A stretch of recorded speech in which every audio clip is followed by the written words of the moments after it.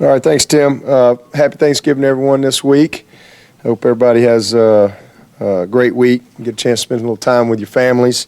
I'm very thankful for this team and the season that we've had to this point. Really had an excellent season. These guys have worked incredibly hard. It's a tremendous amount of sacrifice and commitment and dedication and work that goes in to having a season like this, and just really thankful for our staff and our team and everyone here at Clemson. But there's the season, and then we have South Carolina. It kind of stands alone. That's why it's a goal listed all by itself on our goal board. This is a fun week. It's awesome to be a part of rivalry games. Regardless of where you are, it's just whether you're at Florida State, Alabama, Auburn, Clemson, South Carolina, Michigan, Ohio State, whatever. This is a special week, and because it means a lot to a lot of people. This is one that you live with all year, and so we're looking forward to competing against these guys. It's the next goal for us. We're really happy that we were able to achieve our second goal, which is to win the division, and this is the next goal. And we know we got a good team coming in here. Will's done an excellent job, really has. I mean, they're very well coached. Their staff has done a great job in building some positive momentum and coming back from obviously a disappointing season for them last year to come back and have them bowl eligible. They're playing a lot of young guys. They've done a heck of a job. They really have. Offensively, since Bentley took over, they're 4-1, and he is obviously well groomed to be a very successful college quarterback. With his dad, has coached him forever, and is one of the best coaches we've had in the state. So he's very well prepared. He's a freshman, but he's not your typical freshman. He is very knowledgeable, has a great understanding of what they're doing offensively. And again, it's just kind of settled them down, and they've played very well since he took over. They've done a great job in the running game. Their backs, the Dowdle kid, big, strong. He's a young player, but he really has kind of the whole package for them. 25 Turner's. He's not quite as big, but he's fast and got some dynamic, ability to him. But again, it starts up front with their offensive line, and I think they're good up front. I think Bailey, 78, is as good an offensive lineman as we've seen. He is a great football player. He's as good as I've seen all year on tape. Big, strong, physical presence inside, and again, I think they're doing a good job of schematically with what they're doing in the run game. And the play action and the screen game mixed in. So, and then taking their shots when they present themselves. But, very impressed with them. They got a very good tight end, two good tight ends. They got the 81 kid. He's a big guy. He's 6'5", 240, 250, runs really well. He's got a lot of energy. I think he's an older, more mature kid. And you can tell that he really brings a lot of energy to their team. Crosby is another guy. He's got about 4 touchdowns. So they do a good job mixing their tight ends in. And then number 1 is a great player. 89 is going to be a great player. He's had a heck of a year for them as a freshman. Know Brian very well. Big, strong, one-on-one type of a target that they'll do a good job of taking some one-on-one shots and back shoulder type throws. And he does a good job of high pointing those type of balls, those 50-50 plays. He's really gotten better and better as the year has gone. So they've done a nice job of pulling it together. And again, I think Bentley has really, kind of just brought it all, helped them kind of pull it all together and have the success that they've had. Defensively, several guys that we've seen from last year. They do have some new guys mixed in, some junior college transfer guys, a couple young guys in there playing, but that number 90 is a load inside. He is a very good player. They got a lot of depth up front. They play a lot of those guys. English, who we've played against the last few years, I think he's got about 9 sacks. He's long. He's an athletic kid. He's Dante Sawyer He's quick twitch, good athlete. They got a young guy, number 18, that comes in there and plays. He's a good athlete. Number 8 is a guy. So they got plenty of guys up front. Very impressed with their linebackers. 28 is a really good football player, and 4, I believe, is the other kid that's a thumper. 11, a Holloman kid, has played quite a bit. He plays kind of all 3 spots. Very good group at linebacker. And then secondary, they got a new kid at corner who's, I think, a very good player. He's fast. They're doing a nice job with their 2 safeties, 16, and is playing very good, solid corner for them, and then 22 and 24 back there at safety. But the biggest thing defensively, obviously Will his background's always been defense. They're very well coached. They understand what they're doing, and they've done a nice job of positioning their guys to have a chance to be successful. And from a coverage standpoint, they're not just a one-trick pony. They're going to present multiple things. They're going to give you some one safety. They're going to play some 2 and some Tampa. They're going to cloud. They're going to trigger those corners to support in the run game. They'll do a lot of different things to kind of keep you off balance a little bit and play a little bit of 4-man and 3-man fronts as well. So very well coached. And again, we know that we're going to have to play well. And then they're good in the special teams. Fry's been around there for 10 years, seems like. He's still there.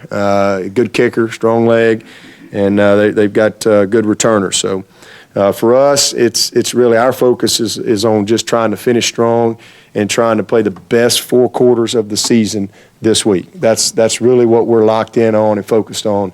And then we're excited to have another opportunity to play at home. Obviously we didn't didn't get the result that we wanted the last time that we played here. So we're really excited about having another opportunity. I'm thankful that our seniors get another chance to play here at home. But this will be it. This will be their last opportunity, and it's a night game, so I know it'll be a great crowd. Everybody have a chance to digest all that turkey that everybody's going to eat on Thursday, and get excited about coming in and having a great environment to play a college football game in Saturday night. Coach, you went head-to-head with Coach Spurrier so many times. Does it feel different or strange going into this one now that he's gone?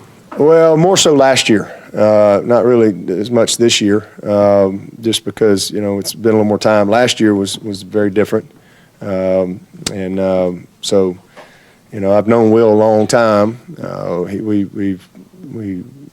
He was a young coach at Auburn when I was at Alabama, and then he was at LSU. We kind of crossed paths over the years, and always liked Will. I've always thought he's a tremendous football coach. When you go back 2 years to Sean tearing his ACL, having it basically be a secret that he was going to play that game here 2 years ago, where does that rank on the list of Watson moments for you? Right there at the top. That's how I started my press conference after the game. I was like, you guys don't understand what we just saw. It was unbelievable. I just was really blown away the entire game and how he played and competed and performed. It was spectacular. Definitely. He's had some unbelievable moments. He's that guy. It just becomes, everybody's expectations of him are so high. It's like Michael Jordan. He shows up, he's supposed to drop 45 on you. All of a sudden he shoots, he gets 20. It's like, what's wrong with Michael Jordan? He's kind of elevated himself here at Clemson in college football. Because he's had so many unbelievable moments, so many great plays. But that one right there was certainly special. And plus, we hadn't beaten those guys. We've done a lot of great things around here and a lot of great success, but that was obviously a bad run for us in achieving that goal. We hadn't done a great job with that goal. And he was a freshman, and that was a great moment, and got us back on track in this series. As he prepares to move on to the NFL, whenever that is, what has he learned about himself because of that scrutiny, those expectations, like the Jordan thing you talked about, that he's held to that high standard? Yeah, well, I think he's better suited to answer that than I am, but I just think that, he's just learned what matters, what doesn't matter, what to focus on, what not to focus on. You can learn a lot through success, but you certainly can learn probably a lot more through some failure. So he's had enough of that along the way to continue to grow. But he's well prepared. Obviously, the platform that he's had here at Clemson, the type of success that we've had has exposed him to a very high level of scrutiny, exposure, all that. And so I think he's learned how to balance, and stay true to who he is and not get distracted by things. And that'll be very important for him as he continues his career. Did you guys learn anything about this rivalry last year when you come in #1, undefeated, they're a 3-win team going nowhere, and that game was a football game throughout the fourth quarter? Absolutely. It was in doubt. I mean, on paper, it says you guys should have blown them away. Did you learn anything about this rivalry in that game? Yeah, well, that's why I always tell people we don't play the game on paper. That's what Coach Stallings used to always teach us. If we played it on paper, the coaches would show up and walk to the midfield, and we'd look at his X's and O's and his X's and O's, and the crowd would ooh and ah, and ref would declare a winner.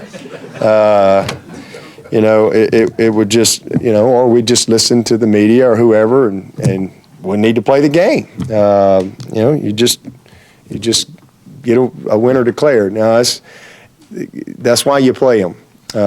Games not decided on paper. Yes, you can look at it and say, okay, well, this appears to be the best team, but as we all know, the best team does not always win. You got to play well. It's the team that plays the best. That's what makes this game so exciting and so much fun. And then you throw in the fact that you have a rivalry game.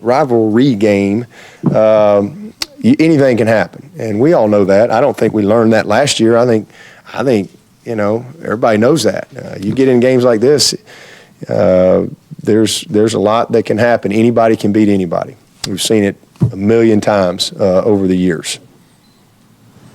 A few years ago, when Deshaun Watson declared that when he got here, he would not lose to South Carolina while he was the starting quarterback, what went through your mind? Were you thinking, shh? Or? I didn't even know that. I learned that from y'all. That was a good goal for him. Nothing wrong with having goals, and so far he's been able to live up to it. Hopefully he can live that dream out. When you think back to your victory over USC when you were an interim coach, what kind of stands out to you the most? Do you kind of consider that win maybe the last deciding factor that kind of got you this head job? Oh, I don't think there's any question about it. No doubt about it. I remember. First of all, getting ready to go to the hotel, and President Edwards was literally wheeled out on a hospital bed to see the team off. It was unbelievable, and I remember it was a kind of a cold, kind of cloudy, seemed later than it was type of a game.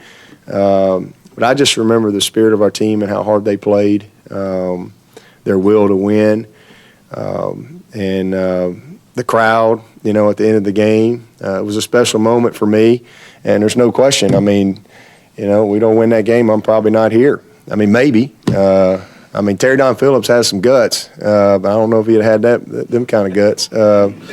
But it was unbelievable, and very thankful for that group of seniors, because those guys, that's what was special about that team is, they really bought into, hey, it's how you finish. That's what we control. It's always about what's next. The best is yet to come.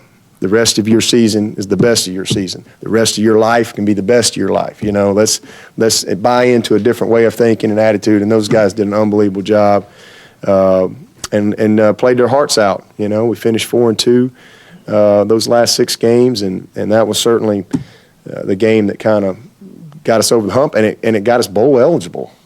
We weren't going to a bowl, so it gave us an opportunity, and it was huge for me getting the job because it gave us a bowl season to prep and to get some things in place for spring practice, to get some of those young kids an opportunity to continue to kind of sow some seeds and develop our culture a little bit, even though it was a very chaotic situation all the way through January.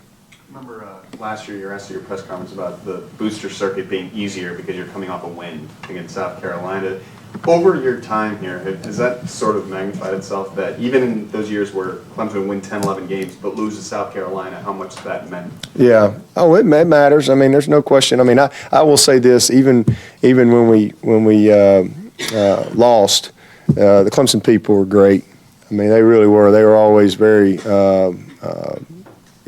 happy to see us and kind and respectful. I mean, they all in their own ways that, they don't. Some of them don't really have to say anything, but we all know that it's very disappointing if you don't win this game, because again, you're going to live with it, regardless of whatever else goes on. But through that, I'm thankful. And again, those were really good teams. These were 10, 11 type win teams, very good football teams, and they earned those games and beat us. But we also did a lot of great things, and I think I think our fans are educated, and I think that they recognized where we were heading as a program. It's not like we were winning 5 games and on that type of thing. We were not getting it done on that particular day, but as a program, we were moving in the right direction. And so our fans have always been great, but there's no question when you win that game, there's just a little different smile on people's faces when you show up. There's no doubt, especially those people that live down in Columbia.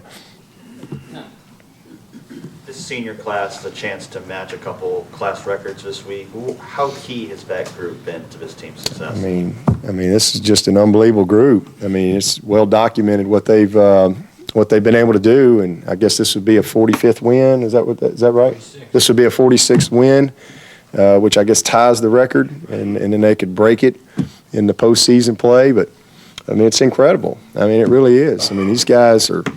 You just look at. I mean, they finished. And Ben Boulware, since he came here, I mean, he's been on at least a top 10, top 5, top 15 team.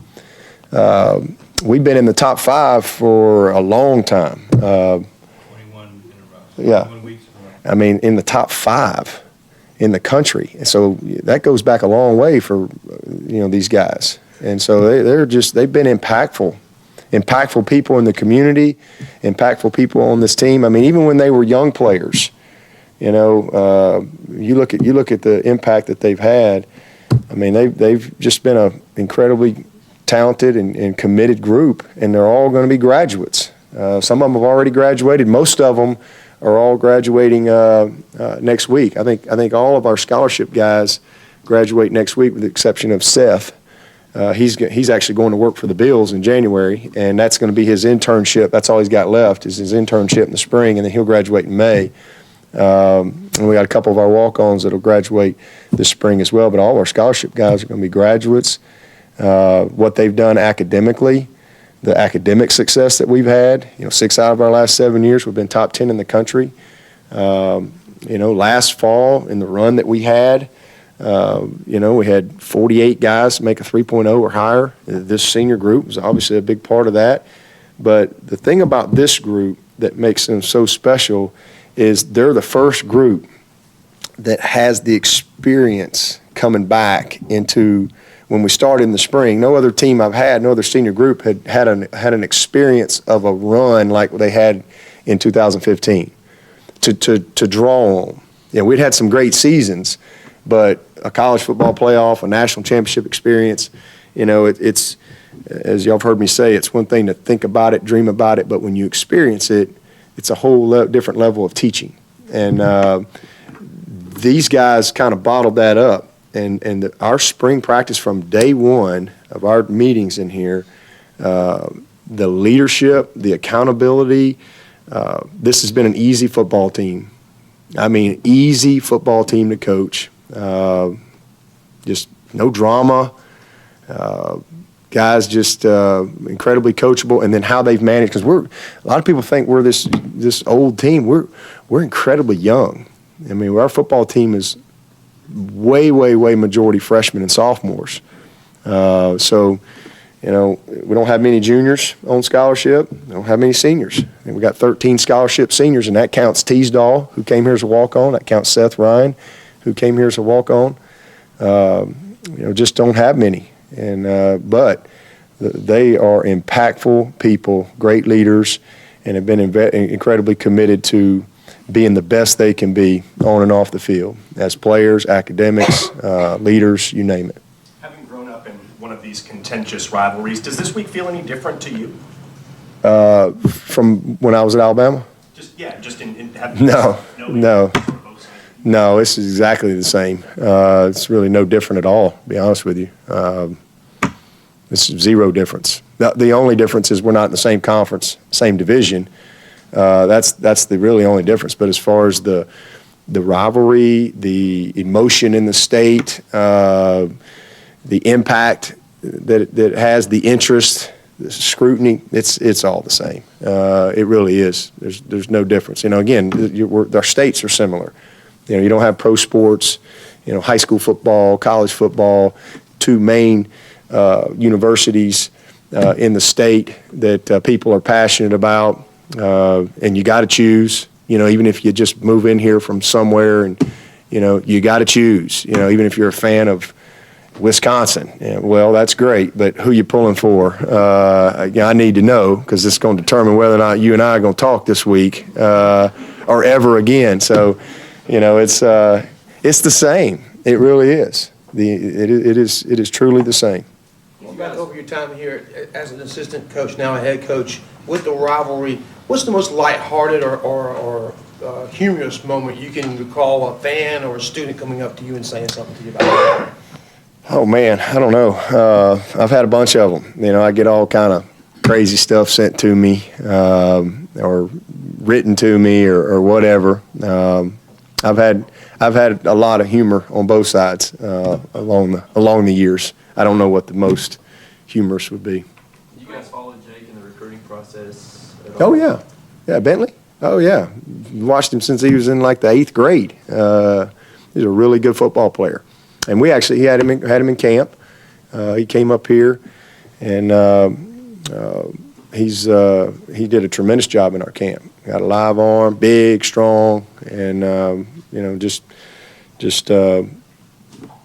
got a lot of respect for him as a player. Coach, speaking of recruiting, how important is this game for recruiting in state, or has your elite status kind of transcended the importance of that in terms of recruiting? Elite status? Wow. No, I don't think. It really doesn't. I don't think that matters. I mean, I think that this state again is so similar to what I grew up in and coached in for. I was a part of coaching and playing for 13 years, and this is my 14th year here. So, what I've learned over the years is exactly what I knew when I was at Alabama. Some places you walk in, and I don't care, you might have won the national championship. They ain't happy to see you. Some places you walk in and you won 5 games, they're happy to see you. You know, I mean, that's just the way it is. Because of the state and the culture that we have here, some of these kids that you're going to love in the recruiting process and you evaluate and you really like them, you know what? They grew up South Carolina. That's just hard to overcome. Or they grew up Clemson, and it's just hard to overcome. You know, unless you just got bad people involved. Ultimately, it comes down to the people that are in place, and they got a bunch of good folks over there. Will's got a good staff. So, you know, I don't really think it matters as much as people think. I think that kids, if they're going to stay in state, you know, I think now that's the bigger challenge for us and South Carolina. We really don't.